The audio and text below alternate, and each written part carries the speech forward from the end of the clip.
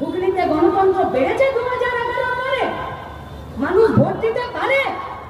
কলেজগুলোতে vote হয়? সমবায়ের vote লুট হয়ে যায় না? পাড়ার মোড়ে দাঁড়িয়ে নিজের কথা স্পষ্ট করে বলার অধিকার আছে? সরকারি স্কুল, অফিস, আদালতগুলোতে নিজেরা দুর্নীতির বিরুদ্ধে লড়াই করার মতন জায়গা আছে? আছে জায়গা? তাহলে আপনার জন্য গণতন্ত্র নেই, গরিব খেটে খাওয়া মেহনতি মানুষের জন্য গণতন্ত্র নেই, তাহলে কার জন্য গণতন্ত্র আছে? একমাত্র বিজেপির বাপ আরএসএস আর তার বাপ মোহন ভাগবতের জন্য এখানে গণতন্ত্র আছে।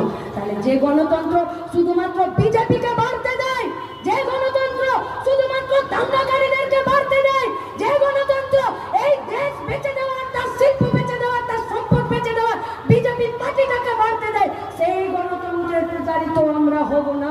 ताकि यदि कोई हम लोगों को देशद्रोही बोलता है तो हम लोग फकर से बोलते हैं कि हैं हम लोग देशद्रोही। আমরা ওরকম দেশভক্ত হতে চাই না যেখানে আমাদের ভারতবর্ষের পশ্চিমবঙ্গে কলকারখানার ভবিষ্যৎকে শেষ করে দেয়। সাহস,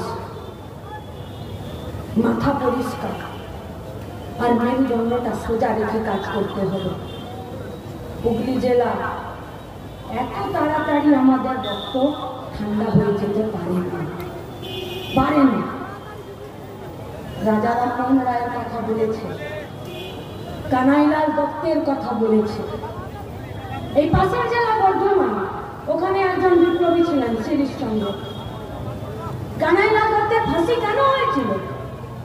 নরেন গোসাইকে হসপিটালে গিয়ে খুন করে দিয়েছিল। কেন খুন করেছিল নরেন গোসাইকে? কেন? অত্যাচারী কিংসফোর্ডকে, যে কিংসফোর্ড এই বাংলার বুকে প্রত্যেকটা দিন হান্টারে নিয়ে গরিব মানুষের উপরে, বিপ্লবীদের উপরে, ছাত্র যুবক কিশোরদের উপরে অকথ্য অত্যাচার করেছিল, সেই কিংসফোর্ড। কোন কিংসফোর্ড? একটি 13 বছরের বাচ্চা ছেলে দেশের স্বাধীনতার জন্য, বিপ্লবের জন্য বুলেটিন বিলি করে বেড়াতো, সেই কিশোরটাকে থানাতে ডেকে নিয়ে গিয়ে আপাদ মস্তক চাপকে সেই ছেলেটিকে খুন করে দিয়েছিল, সেই কিংসফোর্ডকে খুন করার জন্য। সেই কিংসফোর্ডের হত্যার মামলা যখন আদালতে চলছে তখন নরেন গোসাই রাজসাক্ষী হয়েছিল বিপ্লবীদের বিরুদ্ধে, আর কানাইলাল দত্ত তারপরে তাকে খুন করে দিল। কানাইলাল দত্তের যখন বিচার হচ্ছে আদালতে যে তুমি জেলের ভিতরে, হসপিটালের ভিতরে